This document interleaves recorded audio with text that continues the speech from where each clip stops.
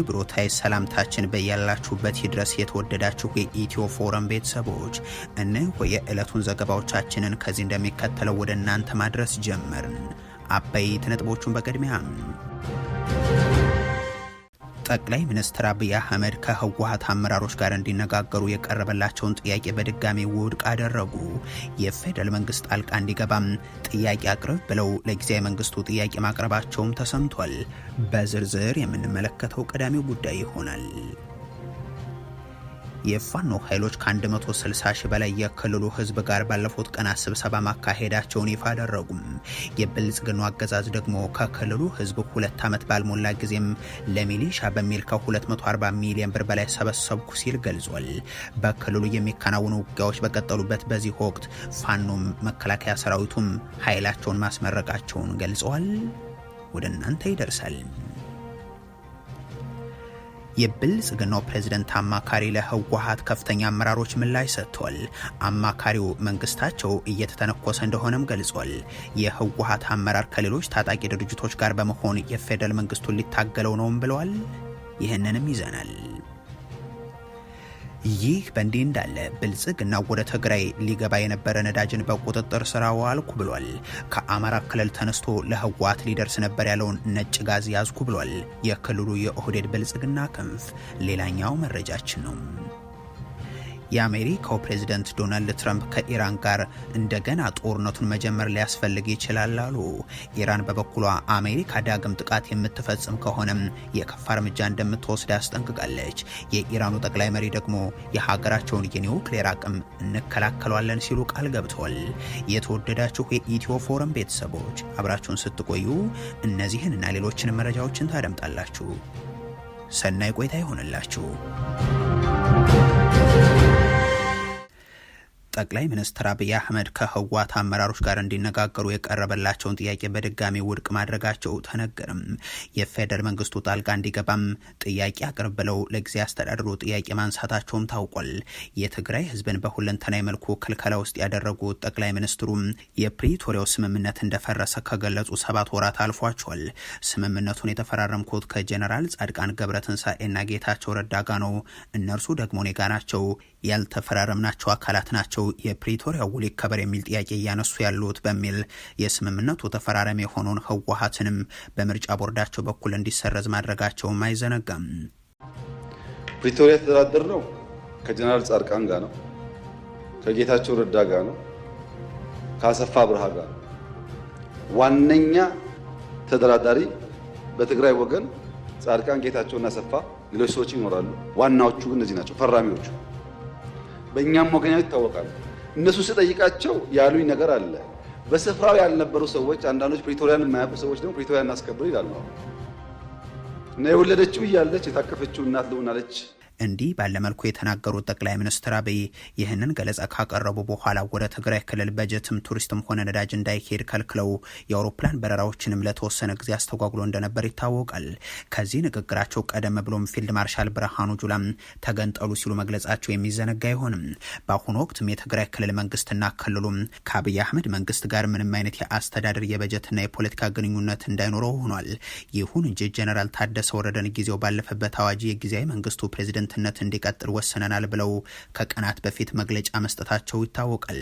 ይህ በተሻረ ህግ የተራዘመ የጀነራል ታደሰ ወረደ ስልጣን በአሁኑ ወቅት በትግራይ ውስጥ ፖለቲካዊ ቀውስ የፈጠረ ሲሆን በፕሪቶሪያው ስምምነት መሰረት የፈረሰውን መንግስት የመመለስ እንቅስቃሴ እየተደረገም ነው። ይህንን ተከትሎ የትግራይ ክልል ጊዜያዊ መንግስት ሰዎችና ዲፕሎማቶች ጠቅላይ ሚኒስትሩ ከህወሓት ሰዎች ጋር እንዲነጋገሩ ተደጋጋሚ ጥያቄ ያቀረቡላቸው ሲሆን አብይ አህመድ ግን ፈቃደኛ ሳይሆኑ ቀርተዋል ሲሉ የጣቢያችን ምንጮች ገልጸዋል። ባለፉት 2 ሳምንታት የአሜሪካ ኤምባሲ 3 ዲፕሎማቶች ማለትም የፖለቲካ ዘርፍ ኃላፊዋም ወታደራዊ አታሼና አንድ ሌላ ባልደረባ ወደ መቀለ ተጉዘው ከጊዜያዊ መንግስቱ ፕሬዝደንትና ከህወሓት አመራሮች ጋር መምከራቸውም ታውቋል።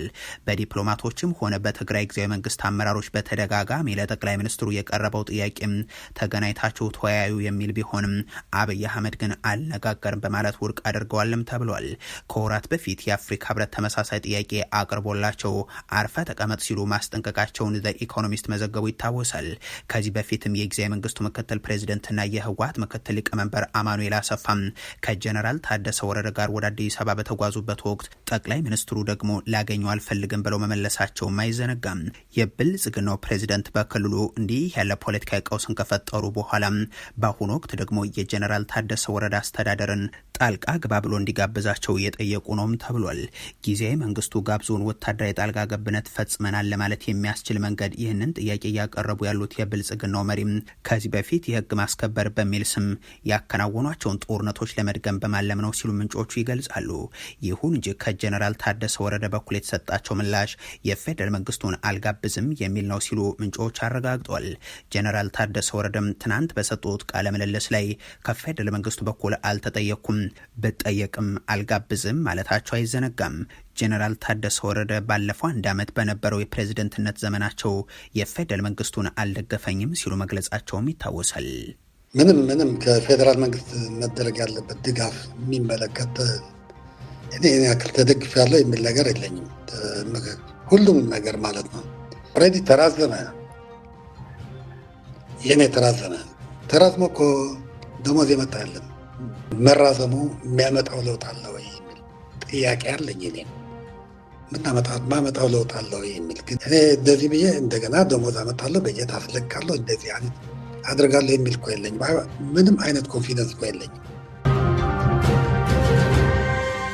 የፋኖ ኃይሎች ከ160 ሺህ በላይ የክልሉ ህዝብ ጋር ባለፉት ቀናት ስብሰባ ማካሄዳቸውን አሳውቁ።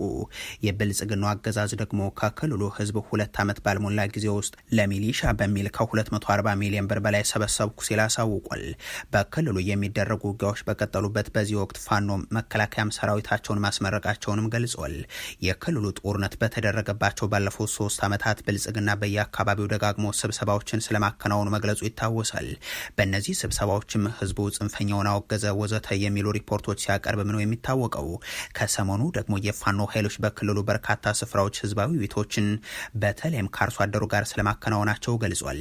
በወሎ ቀጠና በ51፣ በጎጃም ቀጠና በ52፣ በጎንደር በ42፣ በሰሜን ሸዋ ደግሞ በ37 ስፍራዎች ላይ እነዚህ ስብሰባዎች መደረጋቸውን ይፋ አድርጓል። በእነዚህ ከ180 በላይ ይሆናሉ ባሏቸው የስብሰባ መድረኮች ላይ ደግሞም ከ167 ሺህ በላይ የክልሉ አርሶ አደር እንደተሳተፈ ካወጡት መግለጫ መረዳት ተችሏል።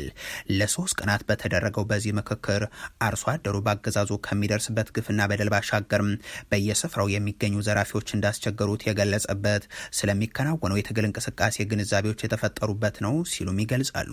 የፋኖ ኃይሎች ቃል አቀባዩ በተለይም በዚህ የህልውና ተጋድሎ ፈርጀ ብዙ መስዋዕትነት እየከፈለ ያለው የአማራ አርሶ አደር እጣ ፈንታው ይህንን አገዛዝ ማስወገድ መሆኑን ስለማመኑ የተረጋገጠበት እንደሆነም ታይቷል በማለት አንስቷል። የፋኖ ኃይሎች የመቶ ሺዎችን ህዝባዊ ስብሰባዎችን አደረግን ባሉ ተመሳሳይ ዕለት የብልጽግናው መንግስት ደግሞ ከአማራ ክልል ህዝብ 100 ሚሊዮኖችን ለሚሊሻ በሚል ሰበሰብኩ ሲል አሳውቋል። የአማራ ክልል ህዝብ ሽፍታ የሚደብቅ ኋላ ቀር ጽንፈኞች ላይ ያልጨከነም ምግብና መረጃ የሚሰጥ እያሉ በድሮንም በከባድ መሳሪያም የሚደበድቡትና የሚያስደበድቡት የብልጽግናው ሰዎች በተለያዩ ጊዜያት እንዲህ ያለ ክስ ሲያቀርቡበት መስማትም የተለመደ ነው። እስካሁን ባለው እስከዛሬ በቆየንባቸው አመታት በግጭት አመታት 31 ሺህ የሚጠጋ የጽንፈኛ ቡድን የነበረ አሁን የሰላም አማራጩን ተቀብሎ የመጣ ታጣቂ አለ። የሰላም አማራጭ ይሻለናል እንዲህ እያሉ የሚወቅሱትን ህዝብ በጦርነትና በኑሮ ውድነት በማፈናቀልና የአርሶ አደሩን ግብአት በመከልከል ካደህዩት በኋላ ሰራዊት የምናሰለጥንበት ሚሊሻ የምንቀልብበት ገንዘብ አዋጣ እያሉ ያስጨንቁታል። እሸቱ የሱፍ የተባሉት የክልሉ የሰላምና የጸጥታ ቢሮ ኃላፊም በዚህ ዓመት እስካሁን 50 ሚሊዮን ብር ባለፈው ዓመት ደግሞ ከ187 ሚሊዮን ብር በላይ ከዚህ ድሃ ማህበረሰብ መሰብሰባቸውን ሲናገሩ ሰምተዋል። ስልጠና በምንሰጥበት ጊዜ ባለፈው ዓመት 187 ሚሊዮን ብር ህዝቡ አስተዋጽኦ አበርክቷል።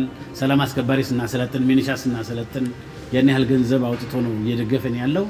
በዚህ 9 ወር ደግሞ ወደ 50 ሚሊዮን ብር የሚሆን ገንዘብ አዋጥቶ የስልጠና ሁኔታዎቻችንን እየደገፈን ያለው።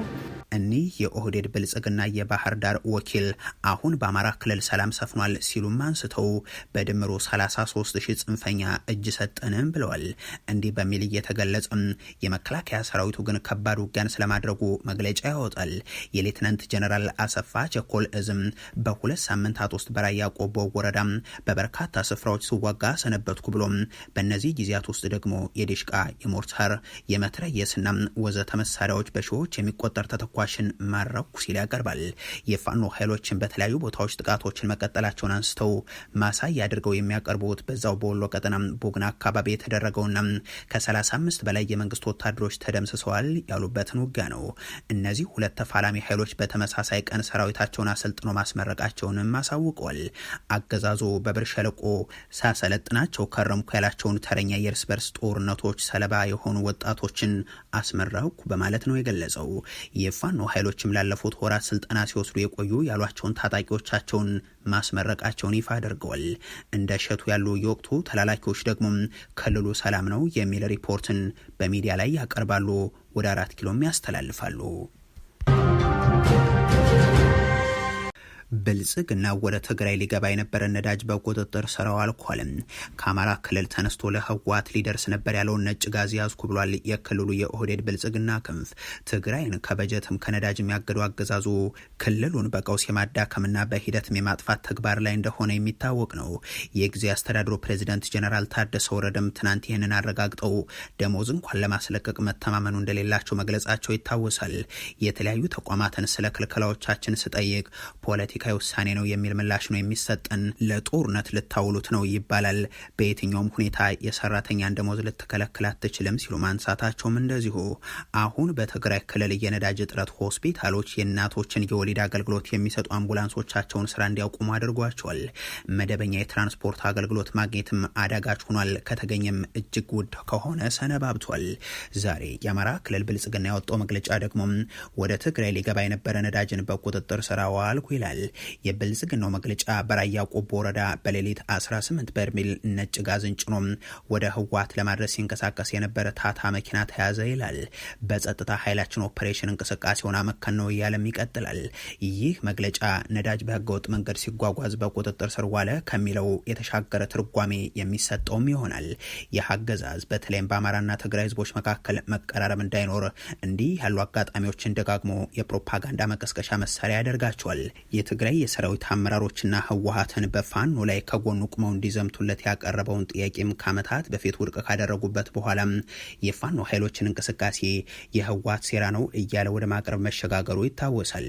በሁለቱ ህዝቦች መካከልም ልዩነትን ለመፍጠር በተለይ ማዋሳኛ አካባቢዎችን የተለያየ ጊዜም የተለያየ ሰበብን እየተጠቀመ ይኸው አገዛዝ የህዝብ ለህዝብ ግንኙነቱ በጥርጣሬ እንዲቀጥል እንዳይጠናከር በርከት ያሉ ጥረቶችን እያደረገ መጥቷል። ብልጽግና ከሁለት ዓመት በፊት ከአማራ ክልል ወደ ትግራይ የተቸገሩ እናቶችን እርዳታ ይዘው ሄደው የነበሩ ባለሀብት ላይ ማስፈራሪያና ዛቻ አድርሶባቸው እንደነበርም ይታወሳል። በቅርቡ ደግሞ እንደ ቲክቶክ ያሉ ማህበራዊ የትስስር ገጾችን ጭምር ተጠቅመው በረሃብ እየሞቱ ላሉ የትግራይ ተፈናቃዮች የተሰባሰበ ገንዘብና አልባሳትን መውረሱ በዚህ ተግባር ውስጥ ተሳትፋቸዋል ያላቸውን ወጣቶችንም አስራቸዋለሁ እያለ መዛቱ የሚዘነጋ አይሆንም። ከዓመታት በፊት ወደ ትግራይ ጤፍና እንስሳት እንዳይሄድ መንገድ ዝጉ ሲሉ የነበሩ የኦህዴድ ብልጽግና አገልጋዮች አሁን ደግሞ ህገወጥ ነዳጅ ትግራይ እንዳይገባ አደረግ ነው የሚል መግለጫ እየሰጡ ናቸው። አቶ ጌታቸው ረዳ ለህወሓት ከፍተኛ አመራር ምላሽ ሰጡም። አማካሪው መንግስታቸው እየተተነኮሰ እንደሆነም ገልጸዋል። የህወሓት አመራር ከሌሎች ታጣቂ ድርጅቶች ጋር በመሆን የፌደራል መንግስቱን ሊታገለው ነውም ብለዋል። አብይ አህመድን ስለ ምስራቅ አፍሪካ እንዲያማክሩ የተሾሙትና በትግራይ ጉዳይ ላይ ቅድሚያ ሰጥተው እንደሚሰሩ የሚናገሩት ጌታቸው ረዳ የህወሓት ከፍተኛ አመራር የሆኑት አዲስ ዓለም ባሌማ ተናገሩት ባሉት አስተያየት ላይ ተመስርተው ትችታቸውን ሰንዝሯል። የህወሓት ማዕከላዊ ኮሚቴ አባል የሆኑት አዲስ ዓለም ባሌማ በቅርቡ ሰጡት ያሉትን አስተያየት ዋቢ ያደረጉት ጌታቸው ትግራይ ከኢትዮጵያ የፌደራል መንግስት ጋር ለምታደርገው ፍጥጫ ከሀገር ውስጥ የታጠቁ ቡድኖችና የኤርትራን አገዛዝ ጨምሮ ከውጭ አካላት ጋር የጋራ ጥምረትን መፈጠሩን ተናግረዋል ይላሉ። ይላሉ። በተጨማሪም ህወሓት ለሰላም ሲል ትዕግስት ቢያሳይም አሁን ግን ከአጋሮቹ ጋር በመሆን ለወታደራዊ አማራጭ ዝግጅቱን ማጠናቀቁን አረጋግጧል ሲሉም ጌታቸው ጽፏል። ከዚህ ባለፈም የሱዳን መንግስት ለእኛ የሱዳን ወደቦችንና የሎጂስቲክስ መስመሮችን እንድንጠቀም ፈቅዶልናል ሲሉ ተናግረዋል በማለትም አክሏል። ለሰላማዊ መፍትሄ ጥረት ማድረግ በሚያስፈልግበት በዚህ ወቅት አዲስ ዓለም ግልጽ የፖለቲካ ትንኮሳና ግዴለሽነት የታከለባቸው ንግግሮችን አድርገዋል የሚሉት ጌታቸው የህወሓት አመራሮች ጦርነትን እንደ ስልጣን ምንጭ እየቆጠሩት ቀጥሏልም ይላሉ።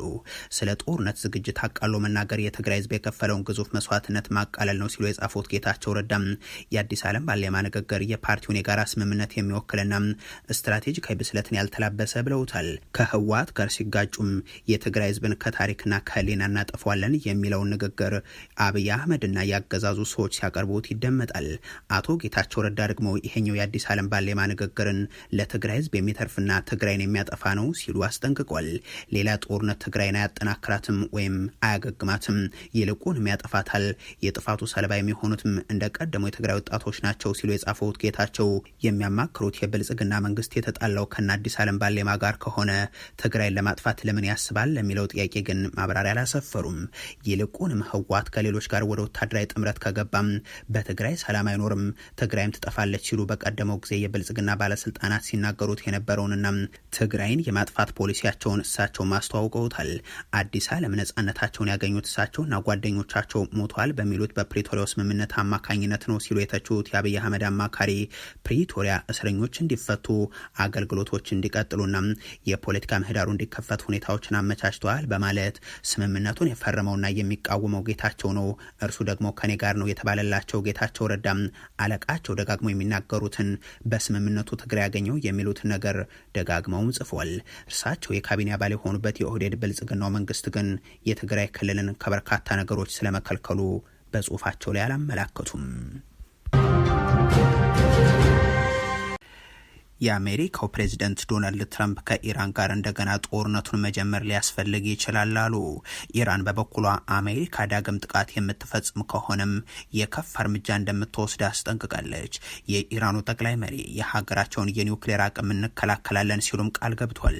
ፕሬዚደንት ዶናልድ ትራምፕ በሰጡት መግለጫም አሜሪካ በኢራን ላይ ስላስመዘገበቻቸው ወታደራዊ ስኬቶች አብራርተው የኢራን የድሮን ማምረቻ ፋብሪካዎች ላይ 82 በመቶ ገደማ ኪሳራ አድርሰናል ብለዋል። እንዲሁም የሚሳኤል ማምረቻዎቻቸውን 90 በመቶ አውድመኗል ሲሉ አክሏል። በርካታ ሚሳኤሎቻቸው ከጥቅም ውጭ ሆኗል። የተፈጠረው ነገር እጅግ አስገራሚ ነው ሲሉ የገለጹት ዶናልድ ትራምፕ እንዲያም ሆኖ አሁንም በኢራን ላይ መልሶ ጦርነት መክፈት ሊያስፈልግ ይችላል ሲሉም አስጠንቅቋል። ኢራን ደግሞ ከዚህ አስቀድሞም አሜሪካ ወታደራዊ እርምጃን የምትወስድ ከሆነም አጻፋ የከፋ ይሆናል ስትል ማስጠንቀቋ ይታወቃል። ቴህራን አሜሪካ የተወሰነ ቢሆን እንኳን ጥቃት ዳግም መፈጸም ከጀመረች ረጅም እናም ከፍተኛ ጉዳትን የሚያስከትል ጥቃት በቀጠናው ባሏት የጦር ሰፈሮች ላይ እንደምትፈጽም የአብዮታዊ ዘቡ ከፍተኛ ባለስልጣን ተናግሯል።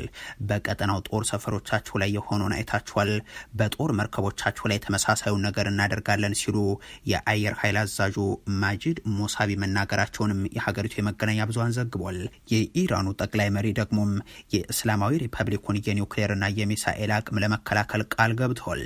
ሞሽታባ ሆሚኒ በጽሁፍ በሰጡ መግለጫም አሜሪካ በፐርዢያ ባህረ ሰላጤ ቦታ እንደሌላት በመግለጽ መገኘት የሚገባት ከውሃዎቿ በታች ነው ብለዋል። ሆሚኒ በሰጡት መግለጫቸው ላይ የኢራን የኒውክሌርና የባሊስቲክ ሚሳይል ፕሮግራም ለንግግር እንደማይቀርብም አመልክተዋል። በቴሌቪዥን በተነበበው የጠቅላይ መሪው መግለጫ አያቶላ ሞሽታባ ሆሚኒ የአሜሪካ ግዙፍ ወታደራዊ ኃይል እቅድ አለመሳካቱን በመግለጽ በቀጠናው ታሪክ ውስጥ አዲስ ምዕራፍ ተከስቷል ብለዋል። ሞሽታባ ሆሚኒ ኢራን ወሽመጡን በመቆጣጠሯም ባህረ ሰላጤውን የበለጠ ደህንነቱ የተጠበቀ እንዲሆን ያደርጋለን ብለዋል። መግለጫው አክሎም ቴህራን በወሽመጡ ላይ የሚኖራት ህጋዊ አመራርና አዲስ አስተዳደር የቀጠናውን ዜጎች በሙሉ ተጠቃሚ ያደርጋል ሲል ገልጿል። የኢራኑ ጠቅላይ መሪም መሳሪያዎቻችንና ቴክኖሎጂዎቻችን እንደ ሀገር የማንነታችን አካል ናቸው እና ምንም ቢሆን እንጠብቃቸዋለን ሲሉ ነው የተናገሩት። ሁሉም የኢራን አቅሞች፣ ሳይንስና ቴክኖሎጂ፣ ኢንዱስትሪም፣ የኒውክሌርና የሚሳይል ፕሮግራሞች በ90 ሚሊዮን የኢራን ህዝብ የሚታዩት እንደ ውድ ብሔራዊ ሀብቶች መሆኑንም ጠቅላይ መሪው አክለዋል።